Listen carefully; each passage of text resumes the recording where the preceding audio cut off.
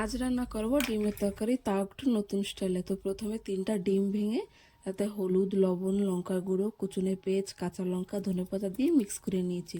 তারপরে গরম তাওয়ায় ডিমটাকে ঢেলে হালকাভাবে ফোল্ড করে নিয়েছি। ডিমটা যখন কাঁচা থাকবে তখনই ফোল্ড করতে হবে, না হলে ফোল্ড ভালো মতো হবে না। ডিমটাকে নামিয়ে এভাবে ট্রায়াঙ্গেল শেপে কেটে নিয়েছি।